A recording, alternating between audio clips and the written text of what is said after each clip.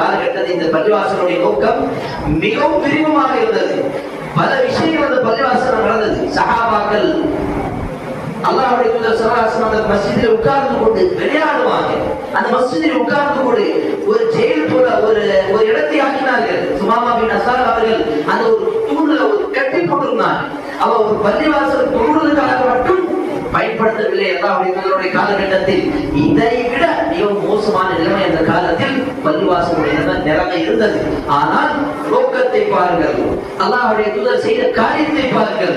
அல்லாஹ்வுடைய தூதர் அந்த சிறிய பள்ளிவாசலிருந்து பல சஹாபாக்களை உருவாக்கி இருக்கிறார்கள்.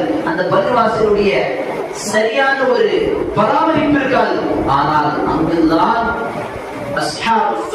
சொல்லக்கூடிய பல சஹாபாக்கள் அந்த மஸ்ஜிதிலே உட்கார்ந்து கொண்டு அந்த மஸ்ஜிதிலே எப்போதும் இருந்து கொண்டு அந்த மக்தபிலே அந்த மதரசாக்களிலே முதல் மதரசா மஸ்ஜிதிலே முதல் மதரசாக்கள் ஆரம்பிக்கப்பட்டது எது? அஸ்ஹாபு சுஃபா. அல்லாஹ்வுடைய தூதர் அந்த சஹாபாக்களை அமைத்து அந்த இளைஞர் சஹாபாக்களை கூட்டி அல்லாஹ்வுடைய தூதர் இந்த மார்க்க பிரச்சாரத்தை எடுத்து வைத்தார்கள். அவர்கள் கல்வியை கற்றுக் கொடுத்தார்கள்.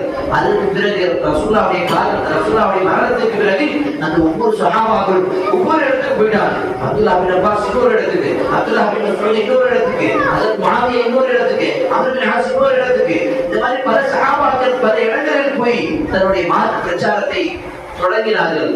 சொல்லக்கூடிய நோக்கம் என்ன? இந்த பள்ளிவாசலில் இபாதத் என்று சொன்னால் தொழுகை மட்டுமல்ல, பல விஷயங்கள் இதில் உள்ளடங்கும். உதாரணத்துக்கு பிள்ளைகளோடு விளையாடக்கூடிய ஒரு நோக்கம் இந்த பள்ளிவாசல் அமர்ந்துக்கலாம். அதே போன்று இந்த பள்ளிவாசல் பல நிகழ்ச்சிகள் நடைபெறலாம். அது கிராத்தாக இருக்கட்டும், அதானாக இருக்கட்டும், பயானாக இருக்கட்டும், அல்லது இந்த புத்தகங்களை படிக்கக்கூடிய ஒரு நிகழ்ச்சியாக இருக்கட்டும், அல்லாஹ்வை நினைவு கூறக்கூடிய என்னென்ன விஷயங்கள் இந்த உலகத்தில் இருக்குமோ அத்தனை இந்த பள்ளிவாசல் நாங்கள் தாராளமாக பண்ணலாம். ஆனால் நமக்கு என்ன தெரியுமா? இந்த பள்ளிவாசல்களுக்கு தொழுவதற்காகவோ அல்லது இந்த பள்ளிவாசல்களுக்கு ஜும்ஆ வேலைக்காகவோ அல்லது பள்ளிவாசல்கள் ஒரு மணி நேரம் ஒரு அரை மணி நேரம் பிள்ளைகளுக்கு அந்த மத்த மதரசா எடுப்பதற்காக தான் இந்த பள்ளிவாசல் நாங்கள் திறந்திருப்போம். அல்லாஹ் அக்பர். பள்ளிவாசல் நீங்கள் பார்க்கலாம், தொழுகை முடித்தவுடன் ஃபேன் ஆஃப், லைட் ஆஃப், கதவு போட்டு, பாத்ரூம் போட்டு எல்லாம் விட்டுருவாங்க. ஏன்? பள்ளிவாசல் அவர்களுடைய நோக்கம் என்ன புரிந்து வைத்திருக்கிறார்கள்?